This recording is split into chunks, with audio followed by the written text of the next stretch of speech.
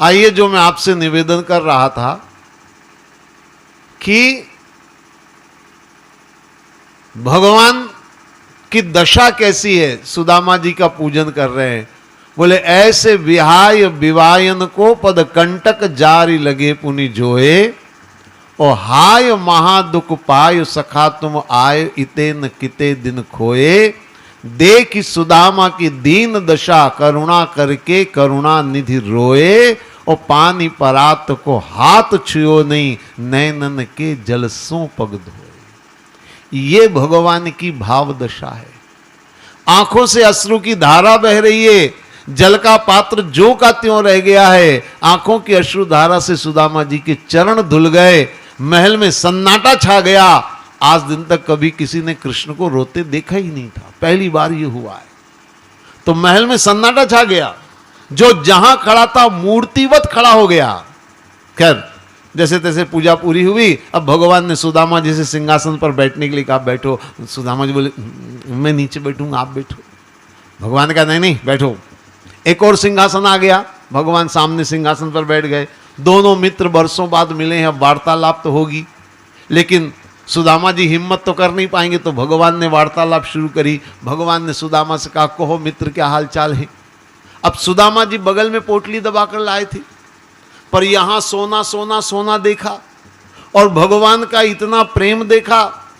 अब सोचा कि अगर मैं चावल भेंट करूंगा तो मेरी हंसी उड़ जाए तो मुझे दुख नहीं है, लेकिन ये लोग क्या कहेंगे महल वाले कि जिनके लिए कृष्ण आंसू बहा रहे हैं वो साला चावल लेकर आया है। तो इससे अच्छा कुछ भी भेंट मुझे नहीं करनी है, साफ है, अब मुझे कुछ भेंट नहीं करना है। तो पोटली उन्होंने और कस के दबा ली ताकि नजर ना आए। अब बैठ गए कस के। अब भगवान सामने बैठे, भगवान ने वार्तालाप शुरू किया, कहो मित्र कैसे हो। सुदामा जी बोले बढ़िया है, आनंद है। भगवान ने कहा और बरसों बाद आए, क्या बातें हमको भूल गए थे। सुदामा जी के नहीं नहीं आपको कैसे भूल सकता हूं। भगवान ने कहा अच्छा, और शादी वादी हुई। सुदामा बोले हाँ हुई। ये हाथ तो हिलने वाला है नहीं, पोटली है ना। हुई, शादी हुई। भगवान ने कहा बड़ी अच्छी बात है, और बाल बच्चे वगैरह। सुदामा जी का लाइन लगी है, पोटली खिसक रही थी तो उधर भी संभाले, लाइन लगी हुई है। भगवान ने भी देखा ये हाथ खूब चल रहा है, ये हाथ नहीं चल रहा है, नहीं चलता होगा। भगवान ने और बात आगे बढ़ाई। भगवान ने कहा और बताओ, अरे हमारे बारे में कभी भाभी जी को बताया कि नहीं, कैसे हम साथ खेलते थे, कितना आनंद आता था उस समय, कितनी मस्ती थी, बताया कि नहीं बताया। तो सुदामा जी बोले रोज आपके ही बारे में बात करता हूं, रोज आपके ही बारे में बात करता हूं, एक भी दिन ऐसा नहीं जाता जब आपकी बात नहीं करता हूं। अब तक भगवान को भी लगा कुछ तो है, लेकिन अब कैसे पूछे, क्या करे, बड़ी मुश्किल है। भगवान ने बात और आगे बढ़ाई। अच्छा, तो सुदामा जी बोले उसी ने मुझे आपके पास भेजा है, मेरी तो हिम्मत नहीं थी, उसी ने मुझे भेजा है। जैसे ही सुदामा जी ने कहा उसने भेजा है, तो सुदामा जी की बात सुनकर के भगवान को मौका मिल गया। अच्छा, भाभी जी ने मुझे भेजा है, तब तो मेरे लिए कुछ न कुछ जरूर भेजा होगा। भगवान ने सोचा सुदामा जी को याद दिला दूं, भूल गए हो तो भगवान ने इशारे में कहा भाभी जी ने मेरे लिए कुछ न कुछ जरूर भेजा होगा। अब जैसे ही भगवान ने कहा मेरे लिए कुछ भेजा होगा, तो सुदामा जी को लगा इनको कुछ दिखता है, तो अब कैसे करें। तो सुदामा जी ऐसे हम बेचारी भूल गई होगी करके पोटली पीछे धक्का मारकर गिराने लग गए। अब इतने में नहीं समझेंगे कि आम आदमी समझ जाएगा, भगवान नहीं समझेंगे। भगवान उठे, बगल में से पोटली खींची, पोटली खोली और बड़े प्रसन्न होकर भगवान बोले ओ चावल, इतनी बढ़िया चीज लाए और अब तक छुपा रखी। सुदामा जी का सिर नीचे झुका होगा। भगवान चावल का भोग लगाने लग गए। ऐसा कुछ भक्तों का मानना, हालांकि भागवत में नहीं है, लेकिन कुछ भक्तों का ऐसा मानना है कि जब भगवान भोग लगाने लगे, एक मुट्ठी दो मुट्ठी, तो उनकी पत्नी ने हाथ पकड़ लिया। क्यों? बोले अगर 3 मुट्ठी चावल का भोग लगा लोगे तो त्रैलोक्य का राज्य सुदामा को मिल जाएगा, और अगर त्रैलोक्य का राज्य सुदामा को मिल गया, त्रैलोक्य माने सब कुछ, अगर सब कुछ सुदामा का हो गया तो अपन क्या कटोरा लेके निकलेंगे। थोड़ा तो सोचो, आपकी भी इतनी बड़ी गृहस्थी है। खैर, ऐसा भागवत में वर्णन नहीं है, पर भाव है, मैंने व्यक्त कर दिया। अब एक दो दिन तो ऐसे निकल गए कि पता ही नहीं चला। सारे महल के कर्मचारी सुदामा के आगे पीछे सेवा में लगे हुए, अरे खास मेहमान है, बहुत विशिष्ट मेहमान है। एक दो दिन निकल गए। एक दो दिन के बाद सुदामा जी ने एक दिन हिम्मत करके भगवान से कहा, प्रभु मेरे बारे में तो आपने आते ही सब जान लिया, शादी बच्चे ये वो दुनिया भर की बातें, आपके बारे में मैं कैसे क्या पूछूं। भगवान ने कहा तुम संकोच क्यों करते हो, मेरे मित्र हो, पूछो आपने शादी करी कि नहीं करी। भगवान ने कहा करी करी करी करी। सुदामा जी ने कहा जब इतनी दूर आया हूं तो भाभी जी से मुलाकात हो जाती तो अच्छा रहता। भगवान ने कहा बहुत अच्छा विचार है, मैं भी सोच रहा था ऐसा करते हैं कल पत्नियों से मिलने का प्रोग्राम रख देते। पत्नियों बहुवचन है। सुदामा जी राजा हैं, राजा के 2 4 5 तो होती हैं, कोई बहुत बड़ी बात नहीं है। ठीक है। दूसरे दिन सुदामा जी को निश्चित समय पर लाया गया, एक बड़े से कक्ष में उनको बिठाया, बीच में एक दरवाजा इधर था एक दरवाजा इधर था, बीच में सुदामा जी को बिठाया और भगवान सुदामा जी से बोले देखो मैंने कहा तो था उनको कि समय पर आना, पर ये महारानियां हैं, थोड़ा श्रृंगार ये वो थोड़ा लेट हो गई हैं। सुदामा ने कहा कोई बात नहीं, मुझे कौन सी नौकरी पे जाना है, लेट हो गई तो बैठा हूं मैं आराम से। तो भगवान ने सुदामा जी से कहा कि देखो मित्र, थोड़ा जरूरी राज कार्य है, तुम कहो तो मैं चला जाऊं, तुम मिलने का काम कर लो। सुदामा ने कहा आप जाओ जाओ, मिल लूंगा मिल लूंगा मिल लूंगा। भगवान ने सुदामा जी से कहा कि देखो मित्र, मेरी एक विनती है कि मेरी पत्नियों को तुम आशीर्वाद देना। तो सुदामा जी बोले आशीर्वाद ही दूंगा, कोई गिफ्ट थोड़ी लाया हूं जो दूंगा, मेरे पास है क्या आशीर्वाद के अलावा देने को। अब भगवान ने पत्नियों को भी कह दिया था कि सुदामा ब्राह्मण है, मित्र जरूर है पर ब्राह्मण है, चरण छूकर प्रणाम करना। भगवान तो चले गए। अब प्रधान पटरानी रुक्मणी जी आई होंगी सबसे पहले। सुदामा जी ने दिल खोलकर आशीर्वाद दिए, अखंड सौभाग्यवती भव, पुत्रवती भव, चिरंजीव भव, यशस्वी भव, जो भी बोल सकते थे खूब आशीर्वाद दिए। फिर दूसरी आई, अखंड सौभाग्यवती भव, पुत्रवती भव, चिरंजीव भव, इससे खूब आशीर्वाद दिए। 2 3 4। सुदामा जी ने सोचा गिनती कर लूं, मेरी घरवाली पूछेगी कि तुम्हारे मित्र की कितनी पत्नियां, तो क्या बताऊंगा, गिनती कर लेता हूं। तो गिनती कर लेता हूं। अब गिनती भी करनी है, आशीर्वाद भी देना है, तो दोनों साथ साथ कैसे चलेंगे। अखंड सौभाग्यवती भव, पुत्रवती भव, चिरंजीव भव 4 4 4 4, अखंड सौभाग्यवती भव, पुत्रवती भव, चिरंजीव भव 5, ऐसे ही करना पड़ेगा। गिनती और दोनों चलेंगे तो 5 6 7 तक तो चला। फिर सुदामा जी को एकदम ध्यान आया, कहीं मेरे मुंह से जोर से निकल गया 8 अखंड सौभाग्यवती, तो बड़ा उल्टा अर्थ हो जाएगा। इसलिए क्या करें, बोले गिनती छोड़ो, किसी सेवक से पूछ लेंगे, अभी तो आशीर्वाद दो। गिनती तो उन्होंने छोड़ दी, अब आशीर्वाद चल रहे थे, अखंड सौभाग्यवती भव, पुत्रवती भव, चिरंजीव भव, अखंड सौभाग्यवती 2 4 8 10 15 20 25 50 निकली। सुदामा का भी बहुत हो गई अब तो एक बार देख तो लूं कितनी और बची है। तो दरवाजे में झांक के देखा, वो लंबी लाइन लगी थी। वो लाइन देख के सुदामा जी की तो सांस चढ़ गई। सुदामा जी ने एक सेवक जो पंखा झल रहा था, उस सेवक से पूछा, भैया एक बात बता, ये तेरे देश में कोई रैली निकल रही है क्या।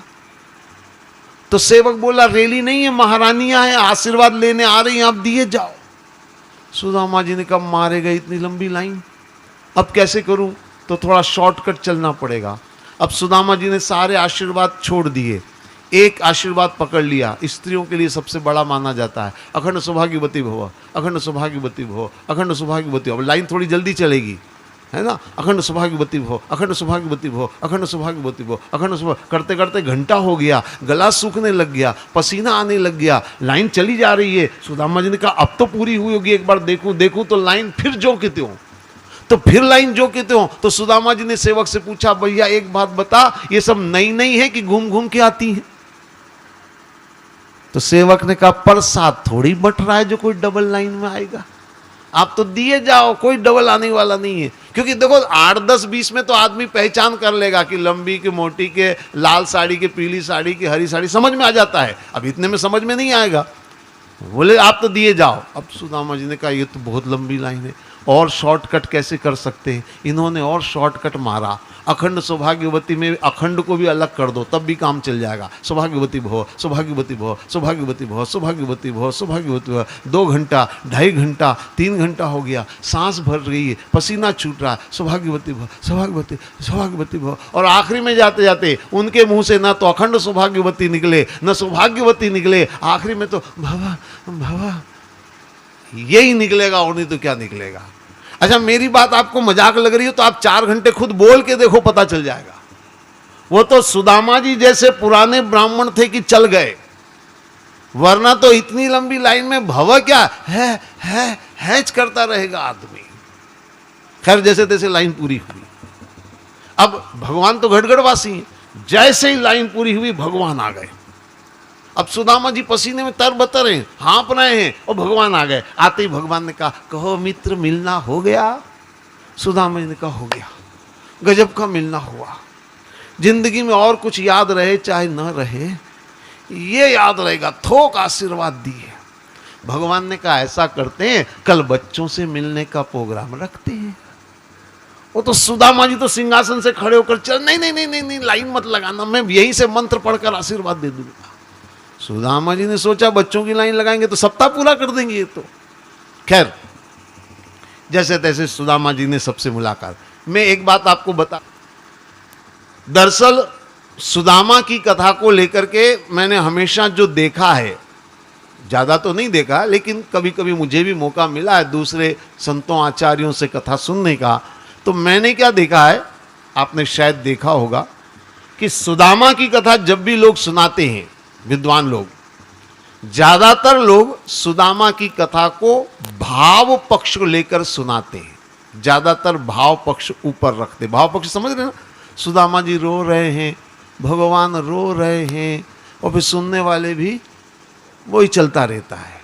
ये सबका लेकिन मेरा अपना सोचना थोड़ा अलग है, मेरा नजरिया अलग है। मैं ऐसा मानता हूं कि 2 मित्र बरसों बाद अगर मिले हैं तो ये अति आनंद का विषय है।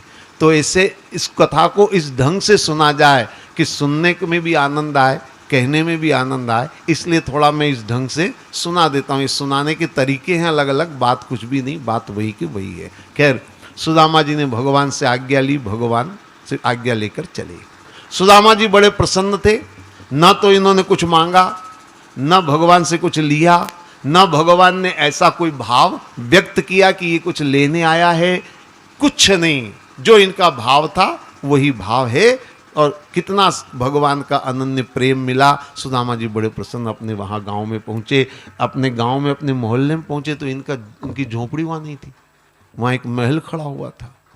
सुदामा जी ने सोचा, लगता है मेरे जाने के बाद किसी अमीर ने, किसी राजा ने मेरी झोपड़ी तोड़ के अपना महल बना लिया। खैर, झोपड़ी में कुछ नहीं रखा था, मिट्टी की घास फूस की झोपड़ी है, दूसरी बना लूंगा, लेकिन पत्नी और बच्चे कहाँ होंगे, चिंता में डूबे थे। इतने में सुदामा जी की पत्नी ने महल के झरोके में से देखा, पतिदेव आ गए, सोने का थाल, राजसी कपड़े पहन करके वो दरवाजे से बाहर निकली। सुदामा जी की नजर पड़ी जैसे दरवाजे में से कोई महारानी निकल रही है। तो सुदामा जी ने कहा, निकलती होगी महारानी, अपने को घरवाली नहीं मिल रही है, तो घरवाली देखूं कि महारानी देखूं। नजर घुमा ली उन्होंने, दूसरी तरफ देखने लग गए। इतने में पत्नी और आगे बढ़ी, फिर सुदामा जी की नजर पड़ी तो थोड़ा करीब से सुदामा जी ने देखा, शक्ल तो बिल्कुल मेरी पत्नी से मिलती है। भगवान भी कमाल के एक जैसी 2 शक्ल वाली बना देते हैं, हूबहू हम शक्ल है ये तो बिल्कुल। पर वो पास में आई और उसने चरण छूकर प्रणाम किया, आरती करी, नाथ पधारो। जब बोली वो तो आवाज से समझ में आ गया, अरे ये तो मेरी पत्नी है। तो सुदामा जी बड़े दुखी हुए, बोले, ऐसा मैंने नहीं सोचा था कि तू ऐसी निकलेगी। तो पत्नी ने कहा, आप मेरे बारे में क्या सोच रहे? बोले, सोचना क्या, आंखों से देख रहा हूं कि मेरे जाने के बाद गरीबी से तंग आकर के तूने मेरा पल्लू छोड़ दिया, किसी और का पल्लू पकड़ लिया, इसीलिए तेरा पल्लू चमक रहा है, ये दिख रहा है सामने, सोच कर रहा हूं, इसमें देख रहा हूं मैं। तो पत्नी ने कहा, ऐसा नहीं, ऐसा बिल्कुल मत सोचिए, ऐसा तो मेरे लिए मरण के बराबर है, ऐसा नहीं है। सुदामा ने कहा, ऐसा नहीं तो फिर कैसा है? तो पत्नी ने कहा, बस इतना समझो, ये सब आपके द्वारिकाधीश की कृपा है। और जैसे ही सुदामा जी ने सुना द्वारिकाधीश की कृपा है, सुदामा जी भाव विभोर हो गए, आंखों से आंसू की धारा बहने लगी और उस दिन से और ज़्यादा भगवान की भक्ति में डूब गए। ये सुदामा की कथा। हालांकि अब इतना समय नहीं कि इस कथा के ऊपर कुछ बातें मैं कर सकूं आपसे, लेकिन प्रसंग ये अपने आप में अद्भुत है, इसलिए मैंने ये प्रसंग आपके सामने रखा। श्रीमद् भागवत में अभी कथाएं बहुत हैं, ये मत सोचना, बहुत कथाएं। जैसे मैं आपको कुछ नमूना बताऊं, भगवान कृष्ण के पुत्र प्रद्युम्न की कथा, प्रद्युम्न के पुत्र अनिरुद्ध की कथा, भगवान कृष्ण के दूसरे पुत्र सांब की कथा है। इसके अलावा भगवान की अग्र पूजा की कथा, राजसूय यज्ञ की कथा और शिशुपाल दंतवक्र वध की कथा, राजा पोंड राजा नृग की कथा, बलराम जी का विवाह, बलराम जी का चरित्र, भगवान कृष्ण ने पांडवों की सहायता करी वो प्रसंग, ये सारे प्रसंग भागवत में आते हैं। और सबसे अंत में सरस्वती घाट पर भगवान लेटे हुए थे, एक भील ने चमचमाता हुआ देखा, उन्हें लगा कोई जानवर है, उसने बाण मारा और वो बाण भगवान के चरणों में लगा और उसी को निमित्त बनाकर भगवान इस धरा धाम को त्याग कर अपने धाम को पधारते हैं। और इसी के साथ भागवत का 10वां स्कंध पूरा होता है। अभी 11वां और 12वां स्कंद बाकी है भागवत का, लेकिन चिंता मत करना, अब हम हवाई मार्ग से चलेंगे। 2 मिनट के अंदर 11वां और 12वां स्कंद देखिए। एकादश 11वें स्कंद में भगवान कृष्ण के पिता वसुदेव जी को नारद जी ने उपदेश दिया। 9 ऋषियों का ज्ञान, जिसको हंसोपाख्यान के नाम से जाना जाता है, वो वर्णित है। इसके अलावा दत्तात्रेय का चरित्र, भगवान दत्तात्रेय ने 24 गुरु बनाए, उनसे क्या शिक्षा ली, ये सारा वर्णन जो है भगवान के पिता को ज्ञान जो दिया, वो कथा भागवत में आती है दत्तात्रेय के चरित्र के माध्यम से। इसके बाद परीक्षित मोक्ष का वर्णन है। अब परीक्षित मोक्ष को लेकर एक भ्रम समाज में रहता है, क्योंकि तक्षत नाग के डसने से अगर परीक्षित मरा है तो ये मोक्ष नहीं हो सकता, क्योंकि हमारी भारतीय हिंदू संस्कृति अपघात में मोक्ष नहीं मानती, इसलिए एक प्रश्न बना रहता है। लेकिन भागवत के ऋषि कहते हैं कि जब परीक्षित भागवत की कथा ये सुन रहे थे, तो सुनते सुनते उन्होंने अपने प्राणों को ब्रह्मरंध्र में ले जाकर के योग मार्ग से प्राणों का विसर्जन किया। और अगर प्राणों का विसर्जन योग मार्ग से हुआ है तो ये मोक्ष का ही प्रमाण माना जाता है। तो परीक्षित का मोक्ष हुआ। हालांकि उसी क्षण तक्षत नाग ने भी परीक्षित को डसा, क्योंकि श्राप निरर्थक नहीं हो सकता है, श्राप झूठा नहीं हो सकता है। तक्षत ने डसा और तक्षत के डसने से परीक्षित का शरीर जल करके भस्म हो गया। शरीर भस्म हो जाने से यह पता लगाना मुश्किल हो गया कि प्राण ब्रह्मरंध्र से निकले कि कैसे निकले। सीधे शब्दों में कहूं, परीक्षित का शरीर भस्म हो गया, कोई पोस्टमार्टम रिपोर्ट नहीं है। हाँ, लेकिन ऋषियों का मानना है कि उन्होंने अपने योग मार्ग से प्राणों का विसर्जन किया, इसलिए परीक्षित मोक्ष माना गया, परीक्षित का मोक्ष हुआ। और इसके बाद अंत में भागवत में सतयुग, त्रेता, द्वापर, कलयुग, चारों युगों का वर्णन किया गया। सृष्टि की उत्पत्ति और सृष्टि के प्रलय का वर्णन किया गया और एक एक करके चारों युगों का, सतयुग, त्रेता, द्वापर, कलयुग का बड़ा विस्तार से वर्णन भागवत में है। अब कलयुग का वर्णन मैं क्या करूं, आप कलयुग में ही रह रहे हैं, तो अपने आप को देख रहे हैं, अपने समाज को देख रहे हैं, बस यही वर्णन कलयुग का वर्णन है। तो ये सारा वर्णन और इसी के साथ श्रीमद् भागवत यहीं पर समाप्त हुआ, ऐसा मैं नहीं कहता हूं, क्योंकि हरि अनंत, हरि कथा अनंता। कथा समाप्त नहीं हुई है, लेकिन हमारा समय समाप्त हो रहा है, इसलिए हमें कथा को विराम देना पड़ेगा। ये मैं कह सकता हूं कि कथा का विराम हो रहा है, पूर्ण विराम हो रहा है। लेकिन अभी 5-7 मिनट का समय मैं और लूँगा आपका, हालांकि थोड़ा सा समय हो रहा है, लेकिन मैं 5-7 मिनट का समय और आपका लूँगा। संपूर्ण भागवत का सार समझना है हमें, क्योंकि ये भागवत का अंतिम हमारा क्षण है। इसके बाद भागवत हमारा विराम करेगा। भागवत क्या है, भागवत किस लिए है, भागवत का उद्देश्य क्या है, ये 2-3 बातें गांठ बांधनी है जीवन के लिए। इसलिए बहुत सार संक्षेप की कुछ बात, मैं कोई अब कथा नहीं सुना रहा हूं, कोई कहानी प्रसंग नहीं, केवल सार गर्भित बात समझ लीजिए। भागवत क्या है? मेरी समझ में भागवत जीवन दर्शन है। भागवत एक दर्पण है। जिस तरह दर्पण में आप अपने आप को देखते हैं और आपको समझ में आ जाती कि यहां चेहरा मेरा गंदा है, यहां मुझे सफाई की जरूरत है, यहां से मुझे ये करना है, यहां पर पाउडर नहीं लगा, यहां पर मुझे ऐसा करना है, समझ में आता है। जीवन को समझने का दर्पण है भागवत, जिसमें आप अपने भीतर की गंदगी देखते हैं, भीतर की बुराई देखते हैं और उससे दूर करने का प्रयास करना चाहिए। ये भागवत है। भागवत किस लिए है? तो मैं सीधे शब्दों में कहूंगा, भागवत मनुष्य जीवन को सार्थक बनाने का संदेश देता है। भागवत केवल मोक्ष की बात नहीं करता है। भागवत कहता है इस लौकिक जीवन को आप श्रेष्ठ बनाएं, अपने लौकिक जीवन को आदर्शमय बनाएं, आपके आचरण ऐसे हो कि आने वाली पीढ़ियां उससे सद्प्रेरणा प्राप्त करे। यह भागवत का मूल उद्देश्य है। और भागवत इन कथाओं के माध्यम से हमारे अध्यात्म के गूढ़ तथ्यों को हमारे बीच में रखने का प्रयास करता है। तो भागवत जीवन का अनमोल ग्रंथ है। भागवत जीवन के कल्याण के लिए है और भागवत लोक और परलोक दोनों सुधारने का माध्यम है। ये सारी बातें इस भागवत से जुड़ी हुई हैं। समय को ध्यान में रखते हुए मैं इतना ही आपसे निवेदन करूंगा कि भागवत को जीवन में धारण करने का प्रयास करें। केवल सुन लेना ही पर्याप्त नहीं हो सकता है। भागवत के सिद्धांतों को जीवन में लाने का प्रयास करें। एक शब्द भी अगर भागवत का जीवन में उतर जाता है तो जीवन का कल्याण निश्चित रूप से हो जाता है। उसके लिए आपको प्रयास करना पड़ेगा।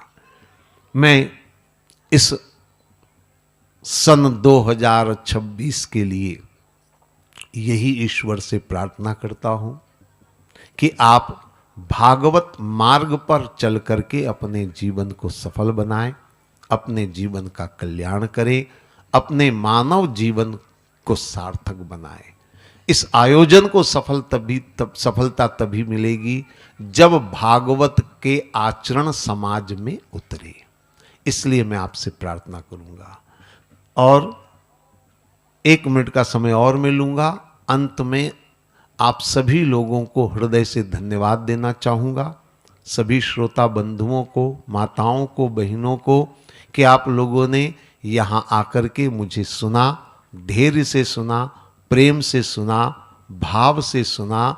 इसके लिए आप सभी श्रोता बंधुओं का, माताओं का, बहनों का हृदय से मैं बहुत आभारी हूँ। इस आयोजक परिवार का भी मैं हृदय से बहुत आभारी हूँ।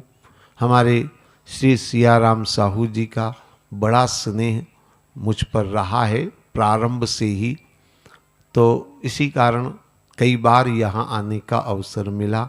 हमारे श्री रामनाथ साहू जी जो निरंतर कहीं न कहीं कार्यक्रमों से लगातार जुड़ते रहे, यहाँ पहले भी जब आना हुआ तब उनका बराबर वो इसी भूमिका में थे, यानी मुख्य आयोजक की तरह ही उन्होंने सेवाएं हमेशा करी हैं और आज वो मुख्य आयोजक के रूप में यहाँ बैठे हैं। हमारे घनाराम जी साहू जी और उनके पूरे परिवार को हृदय से मैं धन्यवाद दूंगा कि आप लोगों ने मुझे बुलाया, सेवा का अवसर दिया, भगवत चर्चा करने का अवसर दिया। इसलिए पूरे परिवार का हृदय से मैं बहुत आभारी हूँ। वैसे धन्यवाद अंतिम दिन दिया जाता है, कि मैं भूल गया, अंतिम दिन तो कल है। आपको लगेगा धन्यवाद हो गया मतलब काम खत्म हो गया, तो ऐसा भ्रम मत पालना। अंतिम दिन कल है और कल तो मैं धन्यवाद दूंगा ही दूंगा, कल के लिए मैंने अलग रख रखा इम्पोर्टेड। आज मैं देसी से काम चला रहा हूं और आज इसलिए धन्यवाद दे रहा हूं कि हो सकता है कि जो आज आया हो वो किसी कारण से कल ना आ पाए, तो वो वंचित रह जाएगा, मैं वंचित रह जाऊंगा उसको धन्यवाद देने से। तो आज तो मैं दे रहा हूं, पर निश्चित मानिए कल का बहुत खास होगा जो मैं दूंगा। धन्यवाद, है ना। अभी 2 बार भगवान का नाम लें, अभी की वाणी को मैं पूर्ण करूंगा। आगे आप लोग जिस कार्यक्रम को निर्देशित करेंगे उस ढंग से आप उस कार्यक्रम को करेंगे। गाइए, कृष्ण गोविंद गोपाल गाते चलो कृष्ण प्रेम से ध्यान आएगा उनको कभी ना कभी, भक्त पाएगा उनको कभी ना कभी, ऐसा विश्वास मन में बढ़ाते चलो, कृष्ण गोविंद गोपाल गाते चलो,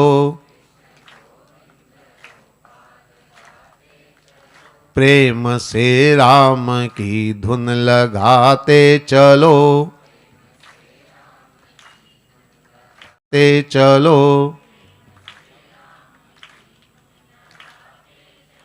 कृष्ण गोविंद गोपाल गाते चलो। एक जानकारी मैं आपको दे दूं, प्रवचन की पुस्तक जो यहाँ उपलब्ध है, कई लोग आते हैं पुरानी पुस्तकें जो पहले प्रकाशित हुई थी वो अब उपलब्ध नहीं है। जो एक पुस्तक है वो यहाँ उपलब्ध है और वो यहाँ आज और कल तक के लिए ही उपलब्ध है। कल समाप्ति के बाद वो उपलब्ध नहीं होगी। तो श्री कृष्णचंद्र भगवान की, शंकर भगवान की। ओम सर्वे भवन्तु सुखिनः, सर्वे सन्तु निरामया, सर्वे भद्राणि पश्यन्तु, मा कश्चित् दुःख भाग् भवेत्। ओम शांति शांति शांति। आरती श्री भागवत भगवान की है आरती, पापियों को पाप से है तारती। यह अमर ग्रंथ ये मुक्ति पंथ ये पंचम वेद निराला, नव ज्योति जगाने वाला। ये अमर ग्रंथ ये मुक्ति पंथ ये पंचम वेद निराला, नव ज्योति जगाने वाला। ये अमर ग्रंथ ये मुक्ति पंथ ये पंचम वेद निराला, नव ज्योति जगाने वाला।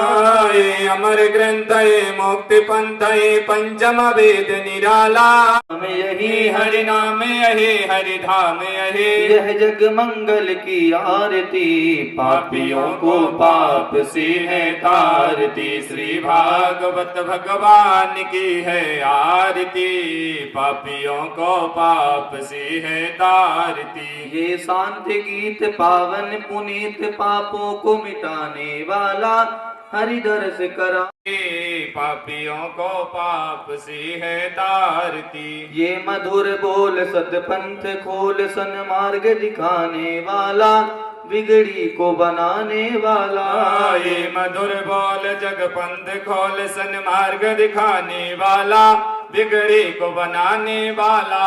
ये मधुर बोल सतपंथ खोल, सन्मार्ग दिखाने वाला, बिगड़ी को बनाने वाला। ये मधुर बोल जगपंथ खोल, सन्मार्ग दिखाने वाला, बिगड़ी को बनाने वाला। श्री राम यही घनश्याम यही, श्री राम यही घनश्याम यही। प्रभु महिमा की आरती, पापियों को पाप से है तारती। श्री भागवत भगवान की है आरती, पापियों को पाप से है तारती। श्री भागवत भगवान की है आरती, पापियों को पाप से है तारती। आरती श्री भागवत भगवान की है आरती, पापियों को पाप से है तारती। कर्पूर गौरम करुणावतारम संसार चंद्रहारम सदा वसंतम हृदयारविंदे भवं भवानी सहितं नमामि। मंदार माला कुलकालकायै कपाल माला